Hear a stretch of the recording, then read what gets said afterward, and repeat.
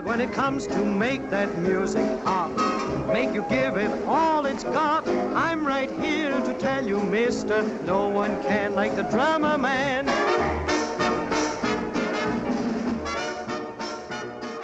Welcome to another episode of Foreign Correspondents Deeper into Hitchcock podcast.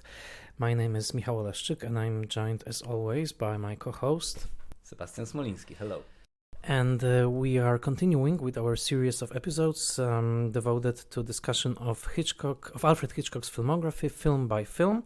This is the episode number 20, and we will be talking about a film called Young and Innocent, released in November 1937. We have a wonderful guest today, a special guest who will be discussing the film with us, and it's Alexander Ramon. Hello, Alex. Hi there. Very nice to see you and very nice to have you on the podcast. Alex is a film critic and also theater critic currently based in Łódź, originally from the UK. He is writing for Sight and Sound, programming for BFI, and doing a lot of film-related publishing. And today we have a film that, for me at least, was a very, very pleasurable rediscovery.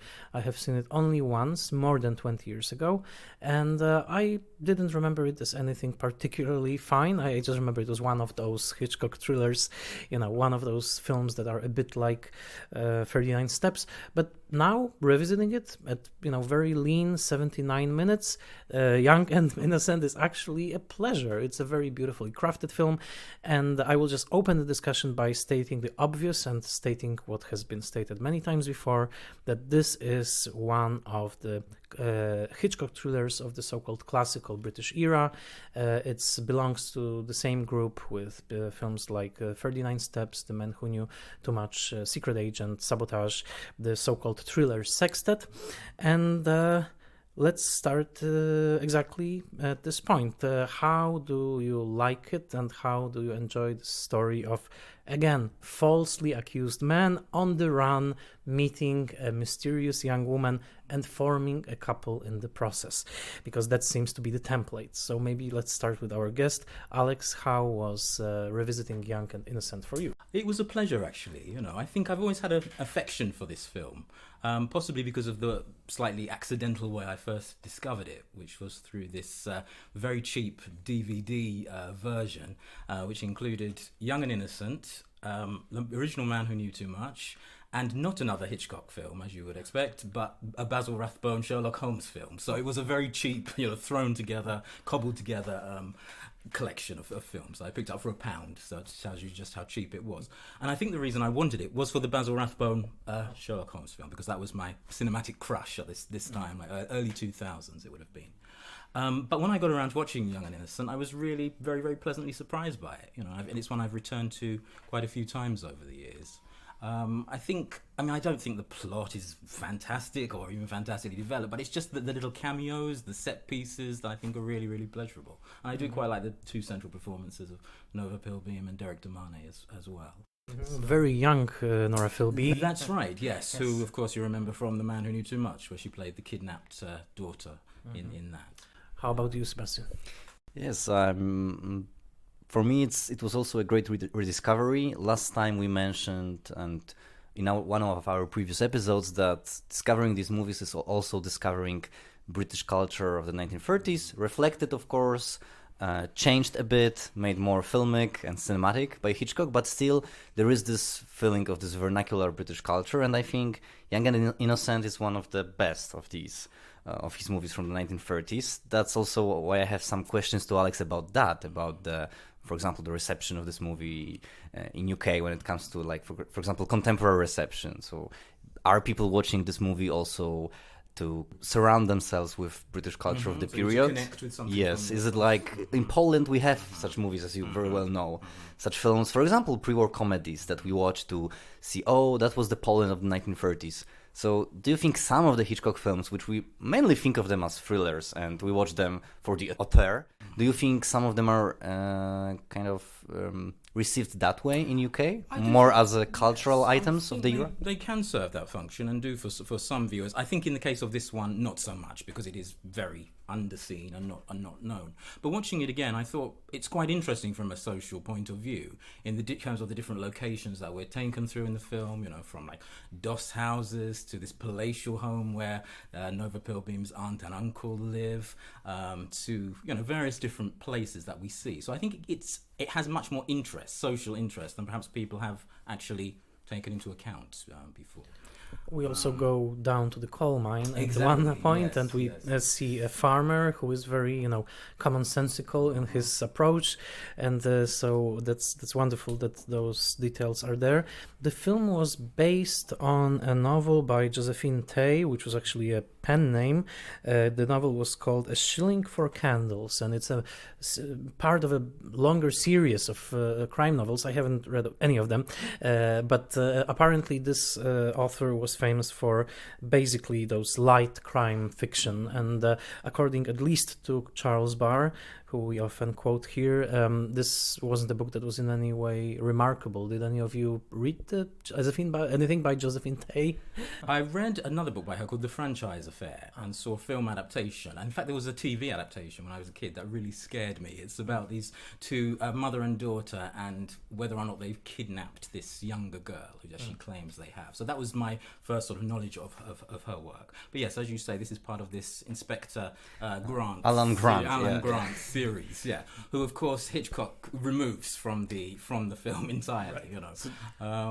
That's very interesting. I mean, Charles Barr, whom, as you mentioned, we refer to him all the time because his English Hitchcock book is really excellent and a great source for our research as well. But his claim to get back to Hitchcock's roots, to, for example, study the relationship between British plays of the era and his movies, I found it very difficult, kind of really to carry out as a viewer, because I started reading Shilling for Candles, and then I understood that it's really, I can read it for the pleasure of the novel, for the pleasure of kind of going into this fiction, but not to read it as a kind of source for comparison. It really doesn't make sense. I mean, of course, there are people who do that, who study kind of Hitchcock and the sources and make comparisons and point out the differences, but really what is usually most interesting is how far Hitchcock departs from these novels.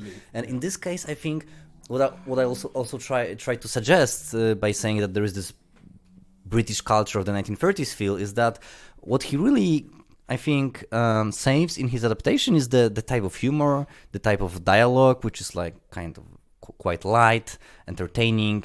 That's how this novel begins. It begins with a murder, as the movie does, of course, although in a different way. But there is this feeling that it's not really about the thrill itself, the fun of constructing this narrative as the author did it, and the Hitchcock's fun are the key to that. So maybe this is what really brings Hitchcock closer to his compatriots, to the writers from UK, that there's this feeling of having fun with the narrative, because otherwise, I mean, I think his imagination was quite different from that of, for example, Josephine Tey. It was. And in fact, there's quite an interesting article. It's reprinted in Hitchcock on Hitchcock book, which he wrote, I think, in around the time of the film's release. And he's talking about just how irreverent, he is in terms of adaptation. I think he goes as far as to say, I don't even read the book all the way to the end. I just find some aspect that I want to focus on. So he is extremely irreverent.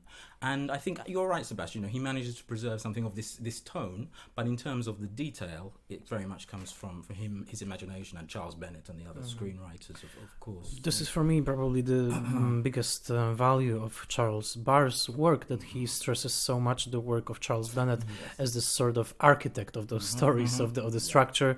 It's really incredible, the way Charles Barr describes very precisely the plot of Young and Innocent, and he shows that there is this perfect symmetry between the first half and the second half, and he credits it to Charles Bennett. Of course, Alma Reville is always in the wings as the continuity artist, but for me, I guess this film, for me, when I watched it now and after watching those several predecessors, I think that you can see Hitchcock almost as a machine at this point. He's very adept at making exactly this kind of film. It's almost like his whole career, was pointed to the way into this direction. That he can take almost any light crime narrative and turn out this Hitchcock product, of course, with help by Charles Bennett and others. But this is it. It's his signature product. And when you read, even in the McGilligan biography, that it was a time when he was already pulled towards the States. Charles Bennett actually left for the States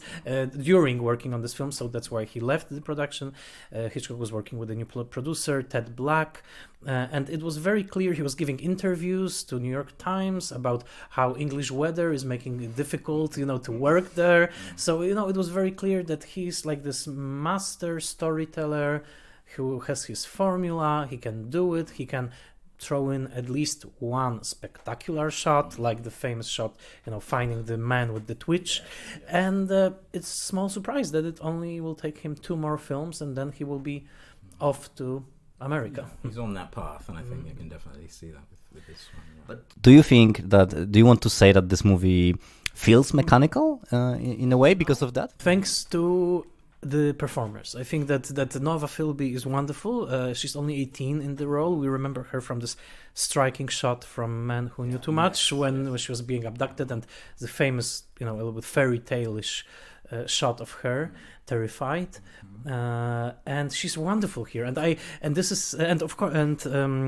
Also the lead actor, who's He's also Derrick Donahue, who's wonderful. And for me, at least, and I'm an outside observer, and I want to ask Alex, for me, they are what I would call quintessentially British, this pair.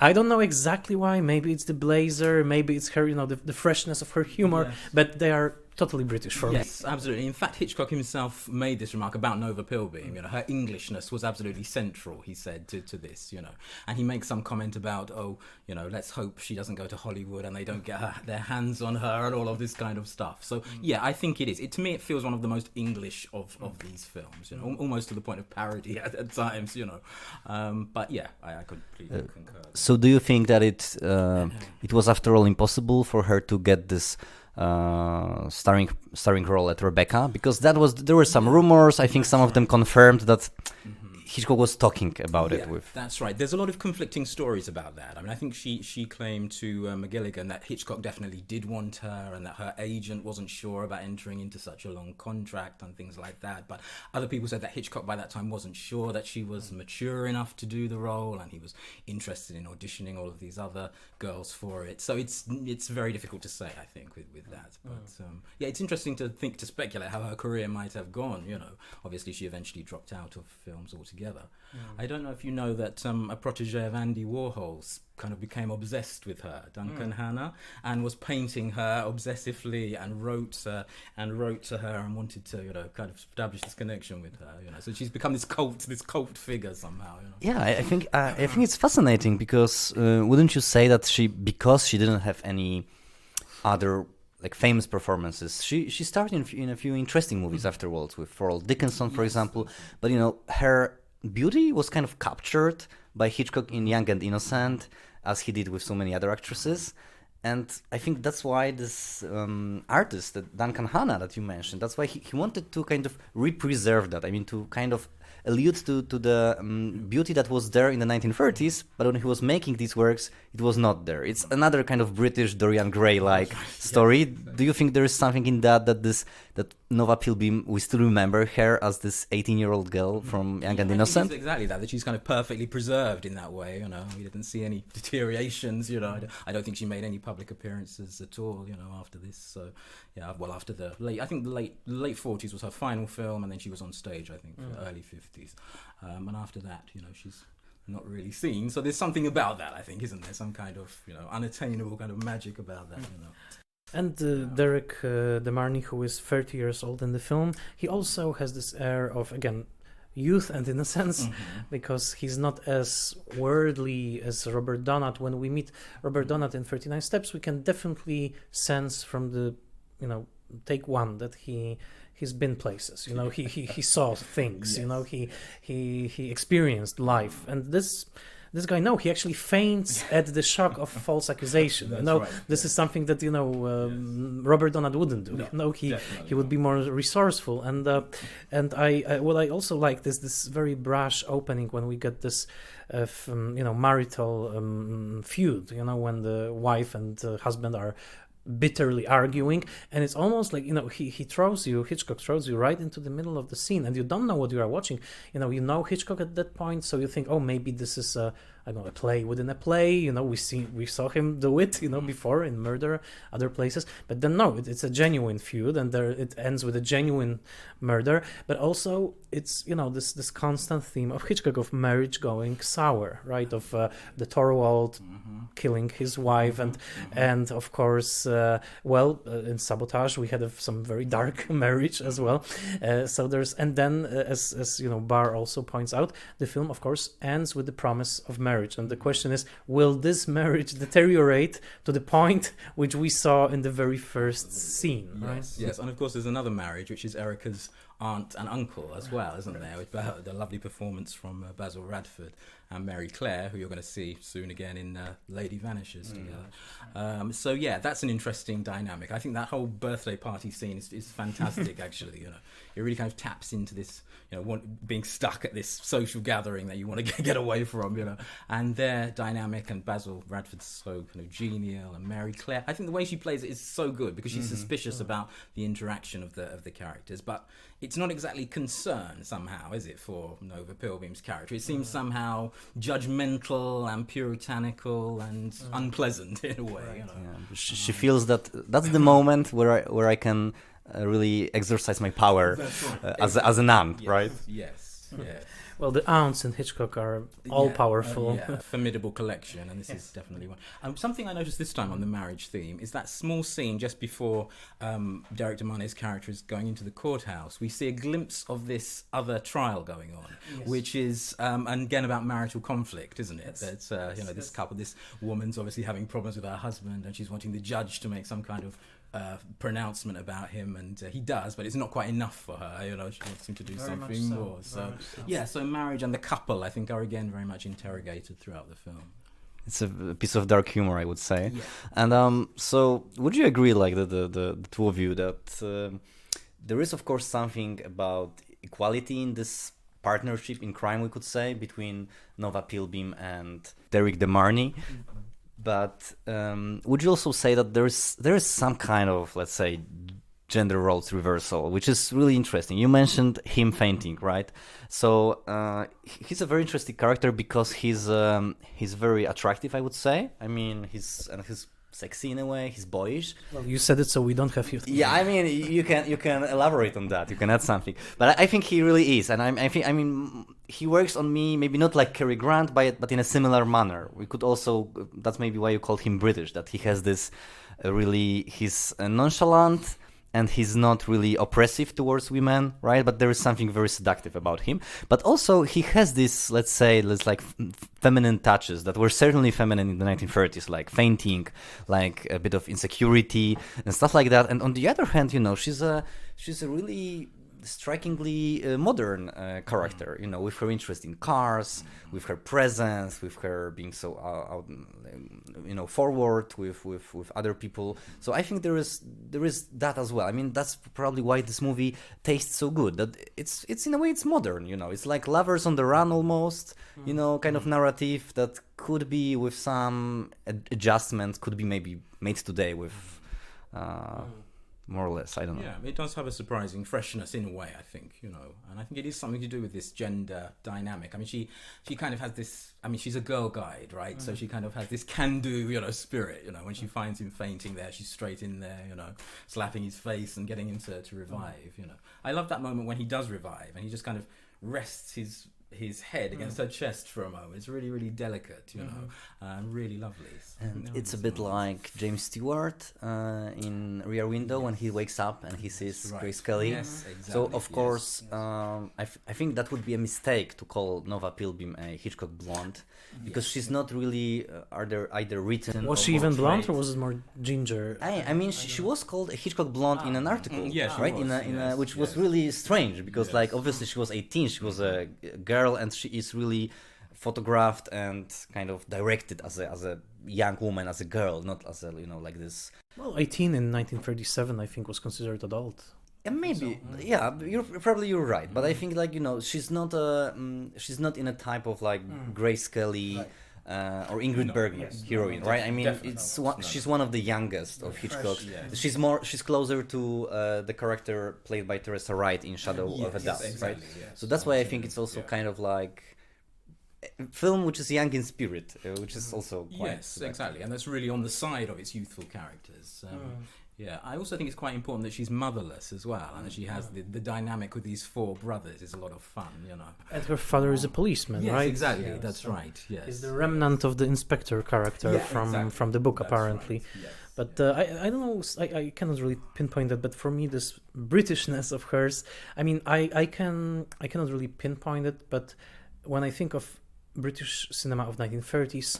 And of comedies from, I don't know, like with Will Hay, for example. There were many young women like that, in those films. Like, she was just a peer, she was very, tall, bright, she was courageous, she had this good cheer about her, but not in a saccharine way, like not like in an American, way. It's just very fresh and open-minded and up to anything. And practical-minded as well, this kind of girl guide spirit, Yes. Even in Skin Game, there were characters like I like those characters. For me, they sort of they became the epitome of like the British womanhood. I don't know how it survives. Like Gracie Fields in a way, right?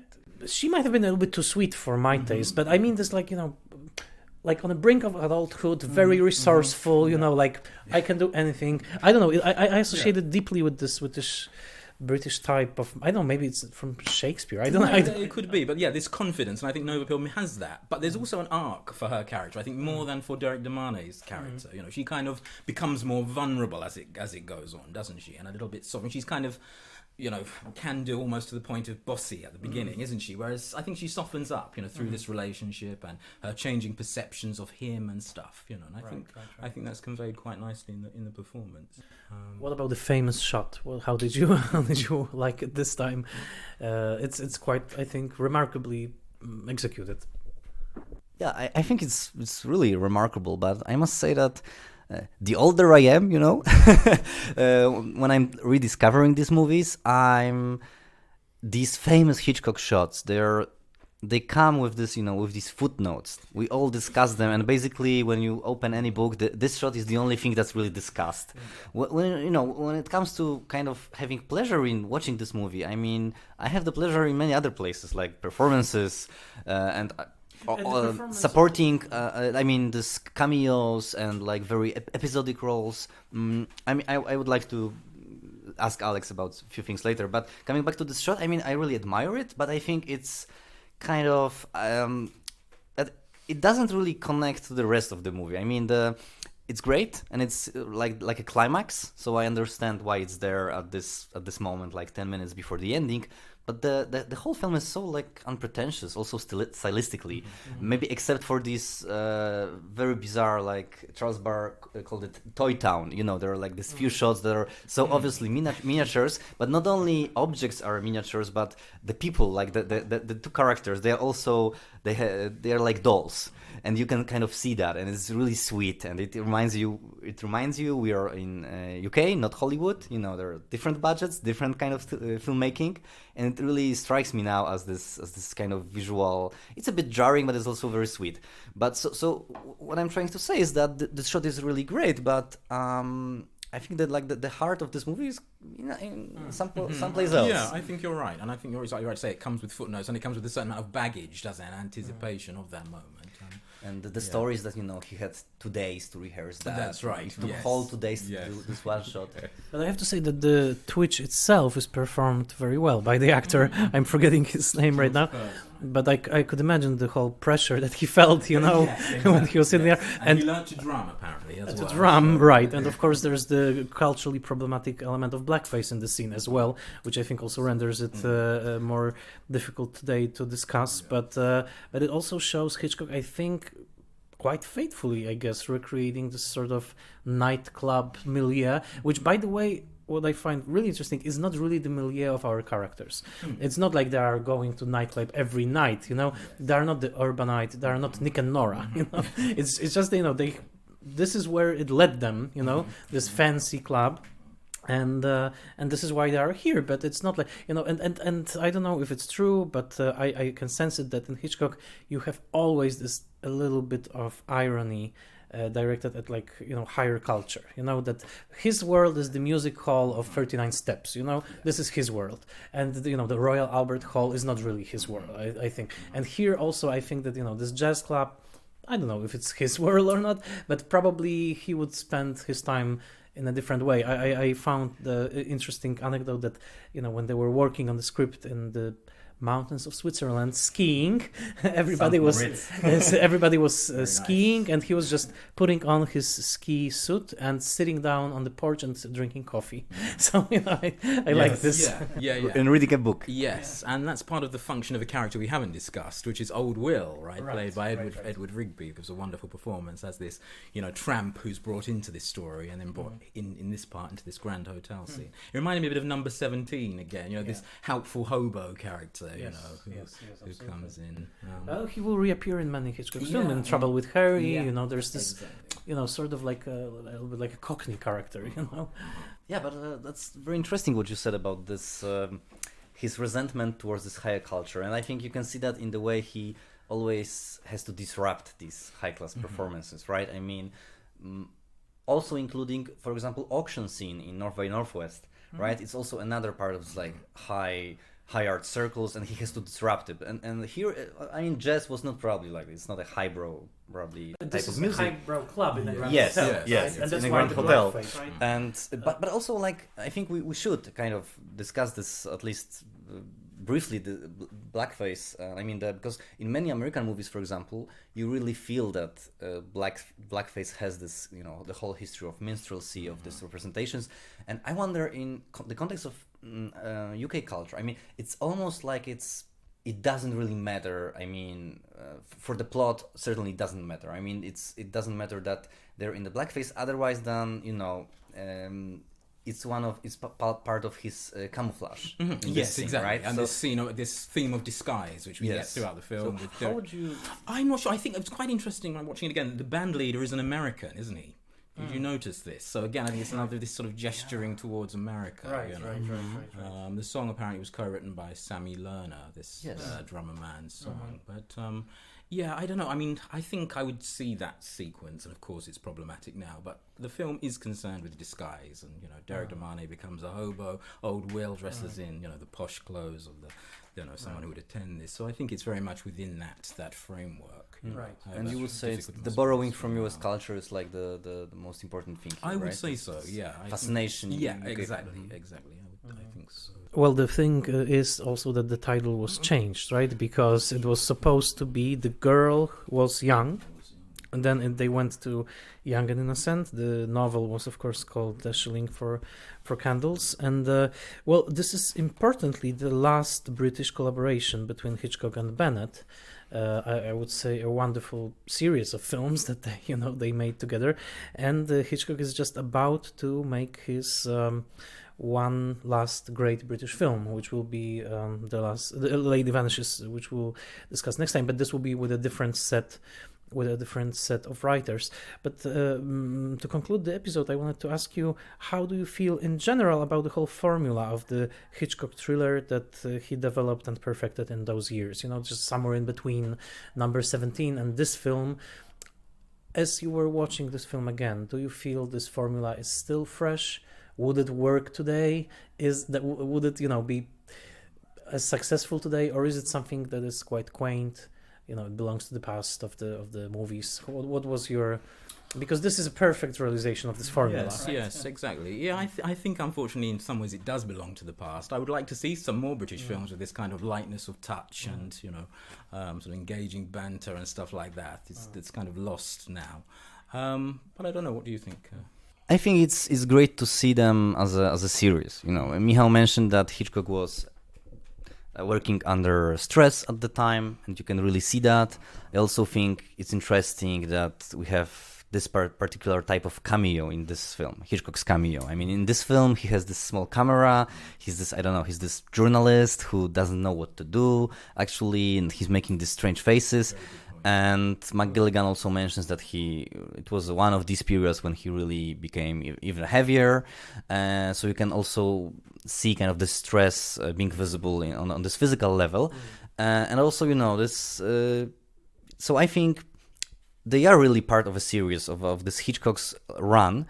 And what we do nowadays, of course, we often separate them from the context, because that's the way that's the only way we can actually kind of watch some of them. But like watched one by one, you can really see, as Michał mentioned, that they are part of one formula, and also that they really complement each other in funny ways. And I would say nowadays we can watch them not for the for the thrills, or not only for the spectacular set pieces, which we have better now, we could say. We can of course observe Hitchcock's early masterpieces, but also I would say that what for me is the most valuable thing nowadays is the surroundings, these small details. I mean, I'm really watching these British films. I have this impression that he was really a master of the social detail. Of course, in his US films, and that's one of my questions. And so in his US films, he starts to put that in his movies. And of course, in the 1950s, we can feel that. We can feel that Rear Window in a way is very, I don't know, American, but also it's so universal that, for example, Francois Truffaut can claim it as his movie, about movies, stuff like that. I don't think there is some level of universality in his British films, but I also think they are very deeply into that culture. Yeah. That's a quality that he never, I think, managed to regain. Achieve again. No, I think you're right. They are so very particular, and you just feel that they come out of this immersion in the world of Britishness. Something he said about the homeless aspect of the film and the homeless character was that he wanted to actually do research. He was planning, and maybe did research, and to even go to such a shelter himself. But he said, I probably wouldn't be able to disguise myself. I look too well fed, to be a homeless person. But I think that kind of detail is a particular pleasure of these films. Something really enjoyable about that.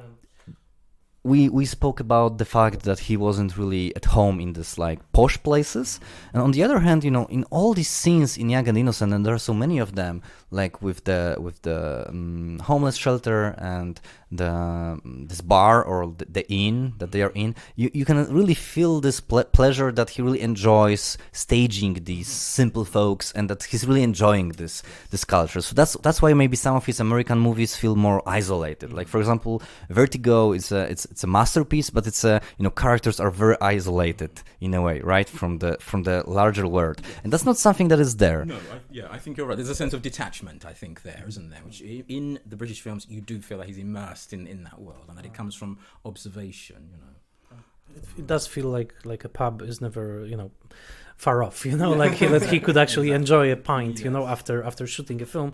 In American films, he was already eating meals at his California mansion, and that definitely changed his perception. One last question to Alex. You write for Sight and Sound. You're working for BFI, so of course, Alfred Hitchcock is one of the most celebrated British filmmakers of all time, and very much part of British cultural heritage. How do you feel young film critics writing right now in the UK? How do they feel about him? Is it still the sort of necessary canon to know Hitchcock films, to be able to discuss them, or is he a master of the past, one of many who people simply learn about? But how in other words, how central he is for British film culture at the moment? Yeah, I think he is still central. I mean, look at the number one film on the Sight and Sound, best films of all time list.